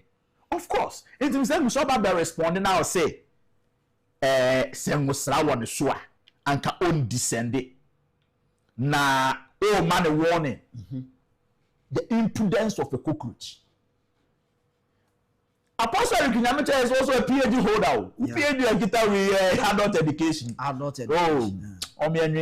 You see, sometimes when you want to mama no me tena ha catch yourself mama ni muade opa follow mama or the saying Mary awusi opa sisi obi a wotie ba bia fa ne phone no one google mama ni dim no one go reading the story is bomb one issue be part eno ya me de send am or can say MPP for na sheda no mo twetwa jatum ewo distribution ECG centers na ama light of Uber. So, in fact, a CEO of a state institution like Free Zones, if you want to speak, must you just speak like Akwara Ojina Zongo dancing, Libya Cortes, Kasa? Where is the evidence? Ediana, SC, apart from Akosombo, and what is SC Jaco Tomwa, ye detective say asin, ebi a nipa na akotwa jatum ya chinkofo bi ye hwehwe mu kran go for na chi wo no MPP fo na MPP bi asensi here. But you go on a national radio to go and spew this falsehood, and you think say who na we why? You see, this woman say ne nipa the person a restrain here ho and Ghana politics be fun. The way I was starting. Now Mary, we see what is your contribution to Ghana? Who about attacking Apostle Namiche? What is your contribution? Anya bi akra Apostle Namiche wa anya pekwa okasa. Not even the kind of facilities are well lead the church no amoma building. The only church in this country, our holy pamoba kwa prison for mobo. I who say Ghana, maybe a prison for dampono, baby who before their time. It's a sorry for shame near then. Yes, baby a prison to beat me ada. They say why am a chief of staff, a whole chief of staff. I could not show them susu. Was soon man saying, you who you read was the brown person was soon that. Umela was soon waka. If you Papa no soon go soon, you know. Nina no is to prepare the way for the semi-castle settings. Chief, I know the soon not infallible, not a body scot. Intermediate hold me do and I will say no, we there. Because the mechanic said, not chief of staff per se. Or addresses that issue here and Casada or Quasor, because of our friend Mary Usi. Not needing a chief. Oh, it's someone there. The chief of staff ministers how our brand of now no tifie, Sabri Crow so condition sin so award. Missy Mary Usi apology or the bar last time, Mr. Nkum. Apology or the bar last time. It's an insult to the whole Ghana. Say a semi kind, say Ghana for Jane, sir, what can be at the apostle the our patcho. Not just one more dream money there. And some more kind and your body. Not Victoria Hammer, and some more kind maybe a chim. Or compared to where. And when sooner some more okay, no. Or Casa against Papa in the Padom and a dinner chill. Over 3 million people in a dinner chill. They say, Pentecost. After the last time they checked their 505 something. They are over almost 5 million church members. Almost 5 million church members. And you can never talk about Christianity in this country and bypass the Church of Pentecost. You can't. I saw man. What I say? The politicians also show me Casamuye. And Americans say, Mr. Nku, where I saw it, they will forever criticize the system. They will forever bring ideas. Schools papa papa will come hand for a baby as a politicians best of the Makwa. Checking in a mission based school. Presec and go for Guso, ya pesi a Mako Presec a press before there. Uko best niggas a Methodist for there. Yahaya Manfi Suhaya Manfi girls, a Methodist school. Uko or the same. St. Peter's, California, St. Roses, California, St. Augustine's Roman for school papa ben okrum sorry. And a hospital so maybe praise before missionaries na no ban e do we no the medical teams never come on baby no agba for free agogo president hospital the whole Ghana we be a hwe ani yare pa specialist na ho no mugo na sankofo we enipa wo mo boa empuntu they have contributed to national development. You want to descend on them and no person say you see politicians they are minute, they are a fraction of the Christian community. We will not allow them to attack the Christian community. So a politician now person will now dignity make sure say we will deal with a Christopher and not Christopher any faith-based community, but of course Christopher and Dawson, and they will forever because in America say they have a say we are Christian here. in as much as you are making sure say wabra boy konkuni behind, you have a responsibility over the environment to make sure say you do things and endanger the lives of people and even other living thing. And to Misankum say eba ye can peace to once a month me Christopher film. Ye can school once a month. Moshe wo so omunko ka asumdwe ho asem almost omo keke almost san ko yusu omo profit e wo ma sorry dem e de koye campaign some nonsense has to stop because if you think say Christopher when it comes to amamuo master for one can be you shouldn't even give our profit to any mean I'm against that I want to but don't give the microphone to the politicians on the pulpit.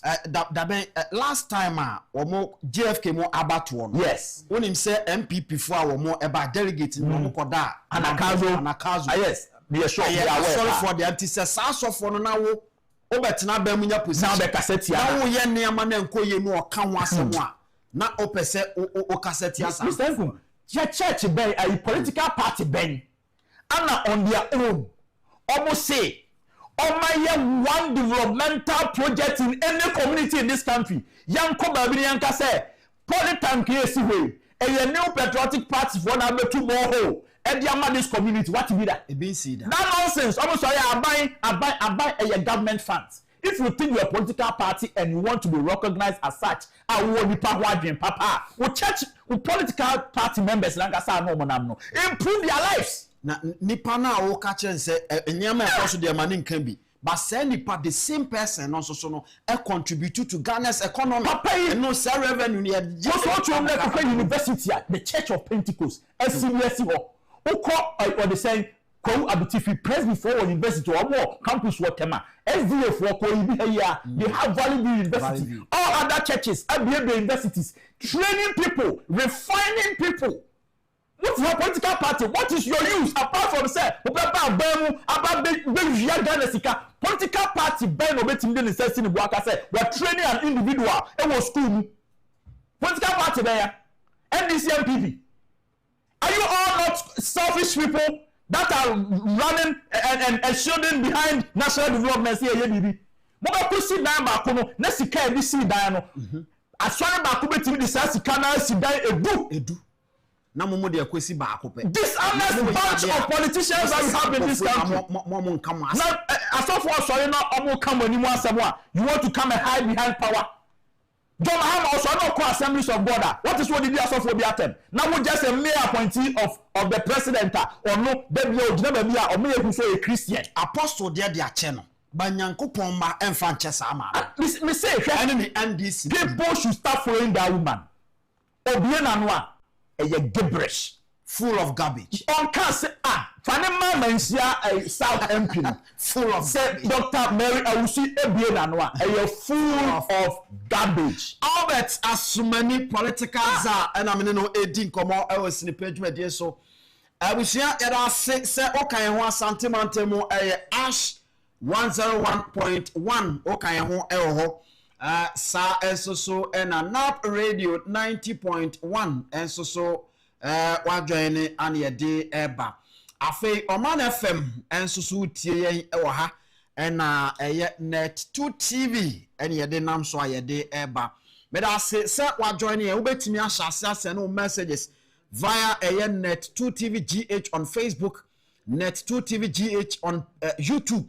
And I say WhatsApp and so betimi asend messages e dia ba WhatsApp number no is 0240550899 0240550899 o send ba sabatori afi e be join it na afi ya kenkan ni nyina enso so e de amakama abusua ye no be san so atoa enkomo no so na just recently na odwani kiremu ewo eye new patriotic party amanyoko no MPP womo eye enhihye enom de ekoto aba ekoyi eye presidential candidate na se obere party na bakwasemu a anytime bia no eya no omo hyase edi free from no de afrosoro na this time they mu decide say yemfa free from emma na mum ye di free soro ebesane because of eniyama bi anankofo pese omo yenti ampa so no womo aye asosidi na National Democratic Congress NDC enso so enche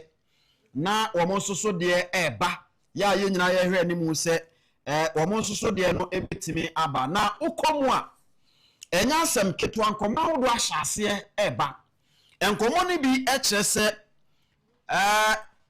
minister baako en wo frɛ Owura Johnson Asiedu Nketia en wo ka kyerɛ ne sɛ bo opani se wo de animu ada hɔ sɛ o contest say next flag bearer for a National Democratic Congress no wo na apese oba na empanifuo bi nso wa ase a wo mu nyina nso pese wo mo eba na pani ba ko a wono so ne din ebo mu pa eye Owura Julius Debra na mamen kan say His Excellency the President John Dramani Mahama sure Papa Julius Debra say akwanua sabia mu no obeta na chi against you eye Asiedu Nketia eti enne no ye come me kan kire o say ebe ye ahwe na ye ne awobeye na Owura Asiedu Nketia ti asem no wo se o me eno kra de enyem asem opekra wono anka sentensi mu onya campaign ema nipa no na me Asiedu Nketia ma ye adwuma ni nyina wie afei me ma wati ase His Excellency John Dramani Mahama time na oye opposition leader edema NDC na ye koto aba edi executive me contest to become the national chairman no wo suma se me Asiedu Nketia minim se no oye adwuma edema Owura Samuel Ofosu Ampofo na oye adwuma de ma Ofosu Ampofo ni nyina no ekosi sei entwodie no babu bro enti me Asiedu Nketia ma twemiti no Owura John Dramani Mahama pa onye campaign ma obia mewie wo mu nyina na saa semi mu na manfo ka se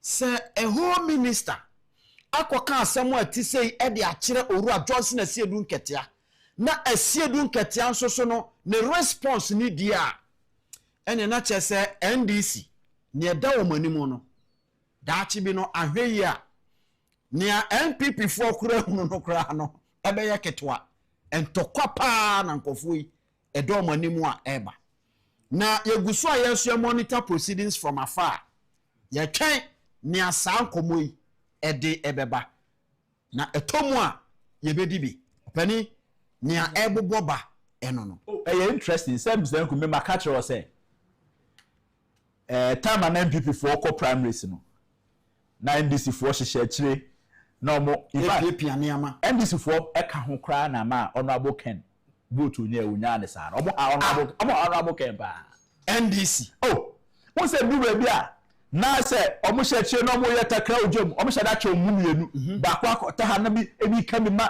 enti do ebi na fe other side no campaign no mo ye ne say NDC for na sponsor honorable Ken Agyapong na your tactics ni ade ana mo person because no musu honorable Ken so honorable Ken ba ebe ha omo because as we speak NDC any formidable candidate be our clear cut opportunity say oba be we need 2028 election sa na hu no sa na tie hwan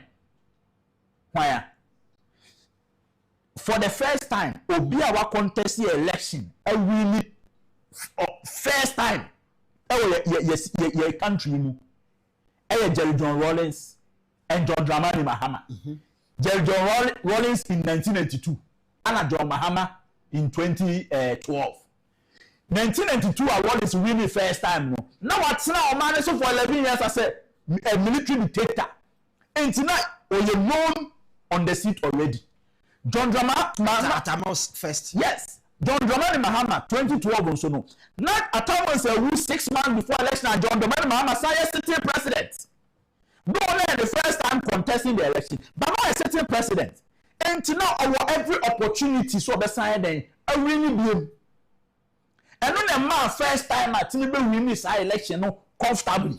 even 2012 krana make us comfortable in krana e ko play mo Supreme Court me boa enti hwan pa na wanji ne ho gina ho a Ghana for na wote ne fia ubi bo NDC din a e ba nanum obo NDC din na for presidential candidate a e John Mahama because on who adwena ne that's what Ghana for from 2012 to 2026 how many years in it 14 years in John Mahama I am the face of NDC. Wow.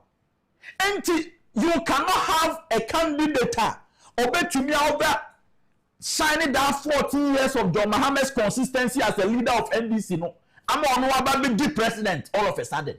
It's NDC for the Mosano, nobody should think say 2028, you know, a coup for NDC. And until SSA MPP for put it on their thinking caps. To make sure that if they want to win an election, you don't win election with pomposity. You don't win election with Agyapong and mumu bidina and party no more again say 2028 na dando more. This is the time one say Agyapong will fear SSMPP for start some more drain and to make sure say again no make me capitalize on to win the 2028 election.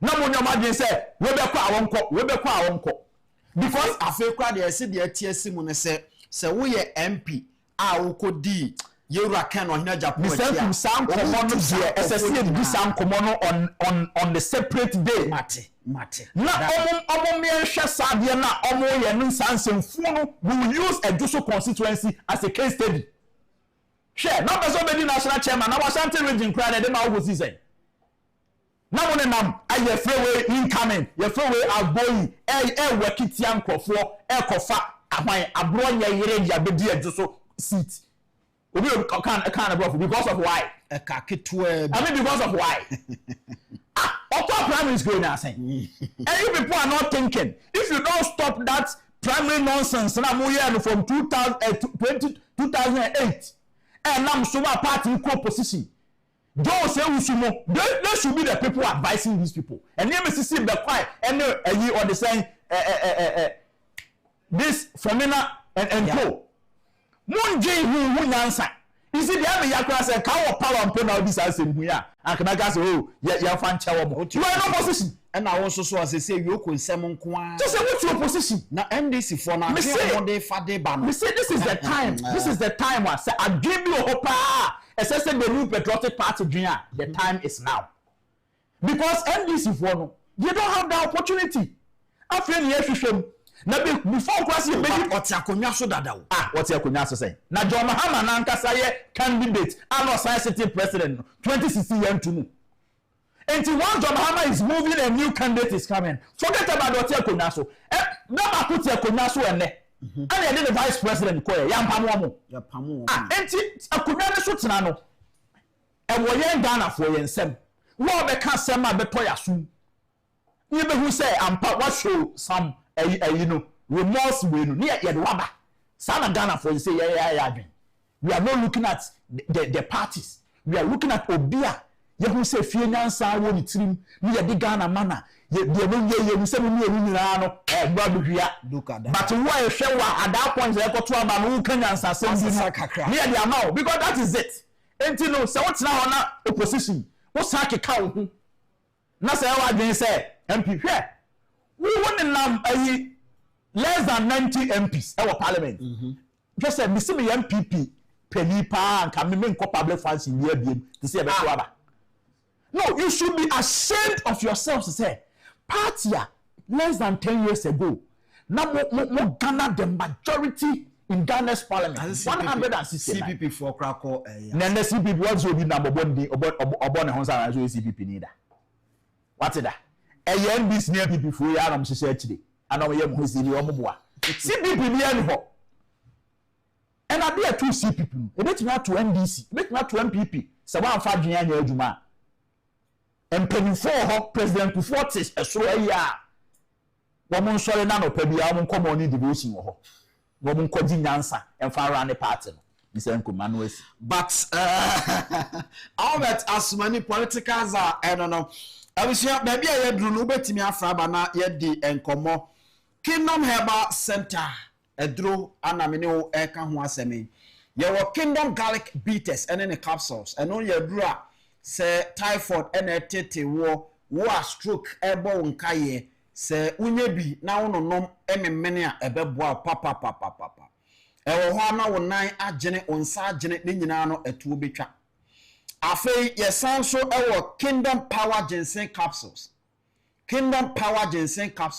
power to the people eno say we ye bema wo hia say duro no isan say bema eye djuma dane dan nyina nkukuhwe ase no complain ni sisiye ne ya na enchina me haya me ya bo modern say ubetimi anya say duro ni bi ubenya extra power afei bema wo tutuo no onkum nam no wonso unya bi na ononom a ebeboa papa ebesiesie wonkwamo ano afei nkwamo a eso ate ede dodo na mba beka ho ematimi aye adwuma ema wonso abofra so fie Kingdom tremendous capsules no so eye emedru ye no so siesie ma emama egina edanso kora enti se uyoba na opedru ebeboa amuwatimi adidiye opedru ebeboa ama wankasa kra no chese wanu onyam abaye ebeyi enkabone afei ebetetete niama bia ensese ewa hemfie ebeyi yini nyina gu nchen a eye Kingdom tremendous capsules sendo nyina opedodo atu aton a bra enkran okanshi drug lane eho na abehu yen freni ani nkomo ewo 0275 804 064 0275 804 064 and afi 0302 938 153 na one yen endi enkomo now ebraso se utie yen na wo hwe abrem ni ani nkomo na afi sabato we afi emfa messages ahodo ne mra ne enso 0240550899 hello good afternoon. Hello, good afternoon. Debbie Otieno Homintimi Enfano 0240550899. Hello, good afternoon. Good afternoon, Uncle. No Pein. You can't say that. Eja usuni. Ah, we know about him. Eja usuti mi bo rompa wonu frepa o mi anko anim. Well, me dem say akwan bia so na bobeba. Oba want man yak you kumasi kura want you factory best 100 obetimasi. Because anyasa Ghana enko ye ma ye no. Obi otimi dua hwede pa so de be feed commander sugar factory. No mo kifagu. Mo sache no. Tani pa we nyina mo pesa mo pa Ghana ye. You want about empire na eba ma no. Omra na ye tikwa de be si for ma no kwa bia so. Ona bo be dinkunu. Ye tanachi den. Nyamenka mo. Meso medase 0240550899. Hello, good afternoon. Good afternoon, Mr. Inkum. No Pein. You can't say the TFP. Would Danny baby a free na minti o minua. But Edward near me free kaswa. Edward mamintio. Mr. Inkum, Yamishira must have done it down in our multiple station, so I bet you're my dream. Actually, you're fed here. Cost of Ghana, honey, and paying for decisions or Mutekia. You won't say, or mine or still the leadership crisis now, you woman. In Yam Shrimu. What ye, Asema, or by Ibabakaya, let us say yourself. Any concern would do echo for it among yourself, and then put yourself on the back and Yaman yourself. You had a sort of phone or more yet the boy or my Ghana. What this has been done or more yet. And for so many, you need to about why you have 2 free animal breasts to back money. And for so many, and a young. And you ever say, yet you can't be near time to cool, yet chain on our book and Agyapong. Apart from Monono, NPP in Quada, NDC in Quada, Yamatia, yes, I can't amadia. About to a pass, about to a dear, a bad day. All right, 0240550899. Edward Edifika Swane Baye. Hello, good afternoon. Good afternoon, No Pein. You can't say that, Mr. Enkum. Kojomie Koforidua. Mr. Enkum, Pastor Kojonim. Mamintio. Mr. Enkum, no custom, Mr. Enkum. Some second I am paying for a pa, Mr. Enkum. I think it's a team good school, you know. because who school no ko who for so bia wo so. You see who's for so bia wo school because on school I wo PhD mo den just to on my no money kuye. No so ko say ke I say ko dey ko na di GDT aso nyina ya so mo nyina ase. E say simple for nyina ase because nyasa bia no mo trim. Then come because and go for my father come away. Come. You come and can I get a focus of me? They could more. Meda se kojo edifriku foribia 0240550899 empenifo de ye ntimi ntu o mase na mom ye betimi ato abatia wo mo sa na ebe ye no. Hello, good afternoon. Hello, good afternoon. 0240550899. Hello, good afternoon. Good afternoon. No Pein. Yeah, so that's all today. Nyamina dom bibi aboko. Mame aglid ni. Bochonyo. My NTU. The way I work, Mamma na some of a kind of pedemic kakra. Yet you. Day after now, Mamma by obey any apology, obey basa be today on your apologies like. Papa no so can sem be a tree. I am one day. Also because of some now, Mamma better and one Mama Pentecost. We gain propriety. Sense that I will go. Yes, okay. So this man is telling Anya meeting a Pentecost. Now I'm putting a meaning. So no one will there it because of what this man came and said. No one see Pentecost is why Pentecost was the dinner. If you for sometimes sorry walk saying what won't you I don't know. Miss one makes papa no who ya wa do. Ba miss my babesra. I remember. Mate. Let us say 0240550899. Hello, good afternoon. Afternoon. No Pein. You can't send your team. Would Danny baby our free not mean to you? I got a very big semi cassette to water. Many are my you. You be so same you. Got to program you know. NDC MPP on the sponsor man. Are they? Jamunya MPP NDC, Munya Masam. Namunka the base in what not the base no the business sponsor. I forget you. MPP for meba nyabotre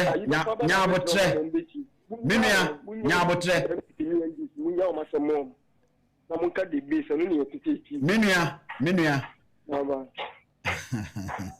ezo no aba be kan de eye oman na ye chichiri nti de wo oman nim bia no ye be ka ho asem. Hello, good afternoon. Good afternoon. No Pein. I can't send it here. Would you baby a free na minti open? Somebody in the cassette with Maminti waje. It's not said we teaching say I feel a river. Senior bomb person about because I'm on mobile being her popular chain. A beyond a ball or being who was said. And a woman so or can't stop nothing. How can you say softness so the whole word? This will be what the whole word be on the penny. And just can acquire the whole way on the soft penny. May I say 0240550899. Hello, good afternoon. Good afternoon. No Pein. Not the study here. Would Danny baby a free finaminti opening? Some of my mark me face ya diploma nyame betre. Maminti. You ready am will see as na be sin krakan. Be share bank abo at you the bank more than 100 decades. Ni nya to for bank 1 liter ye 4,000. Cost of production of bank 1 liter now 6,000. petrol to mu ye mo for Ghana so my ya ti ye kra to ni extra into nti Philippine ye nyina ya ria ta se ba be boa na Philippine abeji oman no na Ghana ni oman asebe ye di ka amanko for some people to aba ye ya ta kolo bi en kire amanko ni se ma politician emphatica amount of dinner or to aba o wi awadwene wi a onye bibia ama ye di petrol emphasis e ti a ye di to aba no idama listen to us.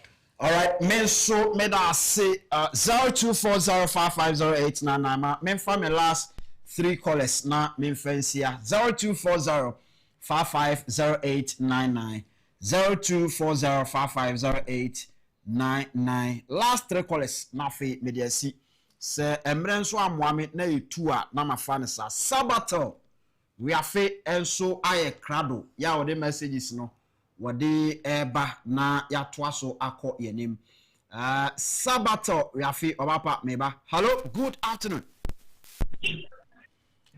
Hello, good afternoon. Honorable No Pein. You can't send your tear. Udini baby afraid finamentio. Wow, you no say Adebayo. Ade. Yes, sir. Mamintio. Honorable, we say Okoto on one mouth. Okoto on one more. What you say? No, from one man penny over position. Okacha Ghana for the Omar Dini only 100 members. What you say? Sami Jefi. Ahimfonia you could buy in our new matter. I shall buy a new Kumikuta Posakasi. So what you say? I didn't entity for a farm. Oman ka said I nanado akọdun so gu ayi for nkremofo asori ba episi ne hano timi atwenaso hwe sankofo mu nyina ne nam hano ma ngom kusi ya tab because of position ti what you say ye mu din ye the best ni dia number bia everywhere wagidi they say ye di baba kina pon se baba abeji o man no na de ya e boni ben Ghana for e boni Honorable Montwaso. May I say 0240550899.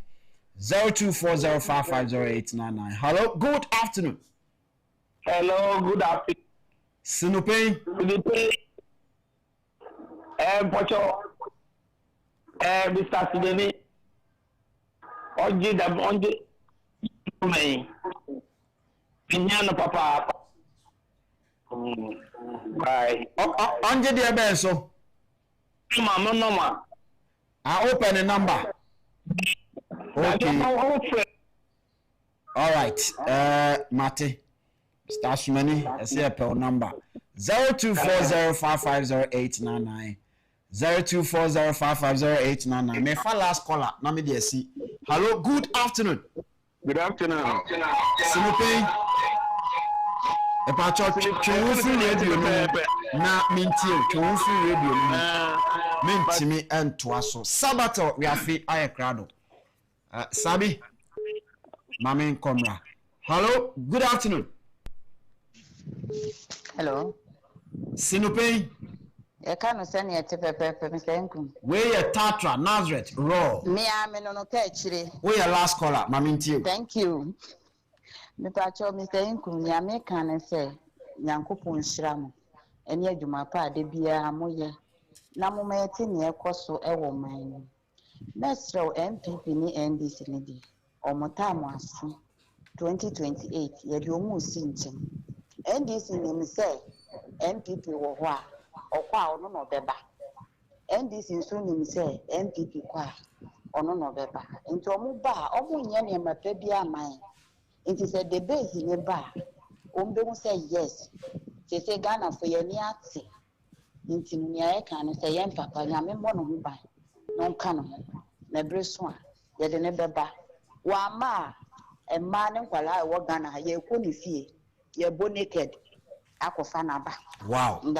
Me so me da say sabato we afi ayekrado sabi et say Mr. Nkum nyame adom me ho ye pa na so e Nyankopon adom ne mpaebo nti me nso me ho ye pa ye da nyame ase ene o pesei Okay. And as a me record there, my main for YouTube messages no and shares here. May the schedule there and shares here. I say glory be to God for another blessed day. Where so yeah, Antonio for you. I say Mr. Inkum kindly greet Albert for me. Ask him to continue the good job. Anthony Bioma, I say Mr. Inkum, Ghanaians are our own problems. We don't want to develop so that the rich continue to command the poor, but not Kennedy Agyapong's ideas. Where to see a Richard or Henebadoma the UK. I say, Mr. Inkum, when would our leaders have a dream to have Ghana at heart and stop the galamsey and corruption in Ghana? The base is our last hope. God willing, Ken will come. Antonio Fori. I said the systems in Ghana is what Asiedun Ketia said. If Ghana has the educated people who people you can lie to. Okay, Debbie, I'm funny view. I say the systems in Ghana is what Asiedun Ketia said. If Ghana has the educated people, you can lie to them and win. Just Ghana, if we are all educated, why now go try and throw akwako we need power no? Where and not come me and not I say please, good afternoon to you guys. I trust you guys are doing well by the grace of Almighty Jah. I say Mr. Inkum, I like your boldness. May God bless you for saying the truth. I say the base Ghana first. Where so ya nana kwame anoche edifite my community too. I say all what we the youth of this country is saying is that we need Honorable Ken as president of this country. The base power. We see a Kwame Yaboa. I say Baumia and his team have decided to unseat all of the MPs who backed Honorable Ken during the NPP stop to down presidential primary. They say you can hold position while refusing to support Baumia. Ebenezer say the base Ghana first, the base jobs, the base power, the base Akronfo Crossroad, the base Fanform, the base Onapo, the base is for Honorable Ken's vision.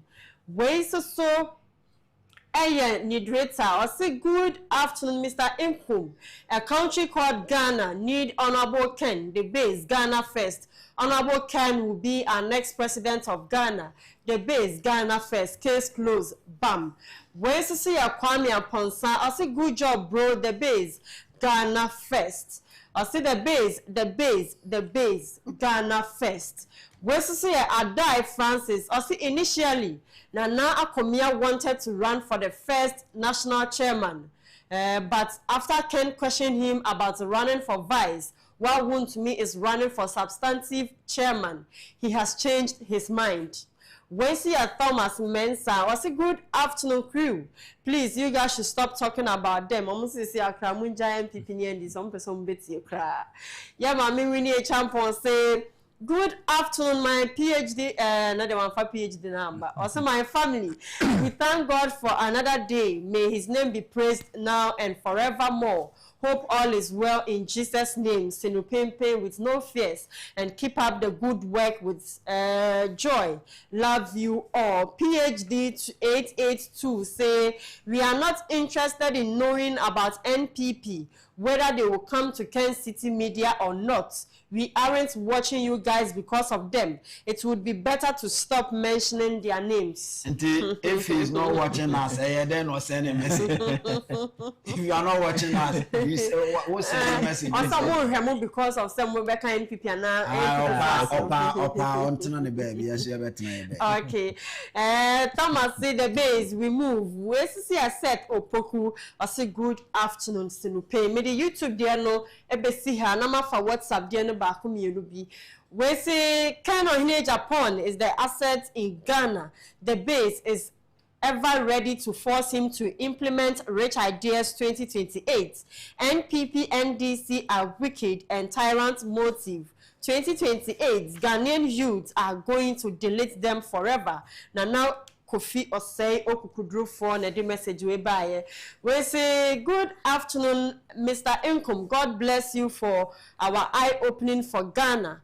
I say I'm 62 years, and when I see I'm 62 years, and when I see Vietnam, Thailand, and Cambodia, who don't have gold and minerals like us, has developed their country, and our leaders are not building Ghana, I feel pain.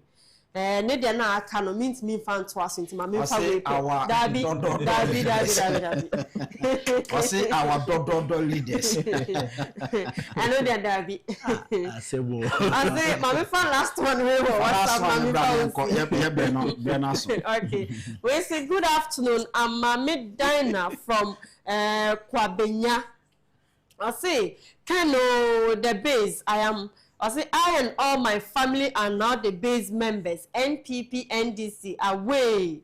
Hashtag the base, Ghana first. Into Mr. Inkum, maybe we see her. Menda was see papa na me friends and then so ya dofobi so awoda. And so happy birthday going out to you. Pacho mon fan to some 10 ye nibre yanku yanim. Mon fan to so okay ti eno ene daso no we eye Anita Hegu, dollar woman. Nyankopon enshira happy birthday and confirm senia amo efenfan famwe we you be free hope. $80 woman Nyankopon enshira pa ya see free papa mo ho buy. Nti say serious contract buy. Another beautiful Friday going out to you. Emanuela Ahenkai, CEO of Ella Smile Fashion Company. Ella Nyankopon Enshira, happy birthday. Ma yan fancy anafe yan sorry enko openi Mzenku last one. Yeah program ni gusu e course na mu say CEO send message no say oh or show na che kitwa bi le da ko na ne fe pa Mame Olivia ana ai ene kase and also coat of arm no so ye ne fe managing director of boss lady a boss woman na boss lady beauty empire ene kase so yon ko brebo so chia we ye pa na coat of arm no so wo ba ko ha aya na ye fa mane no kan kire nse wona ade ma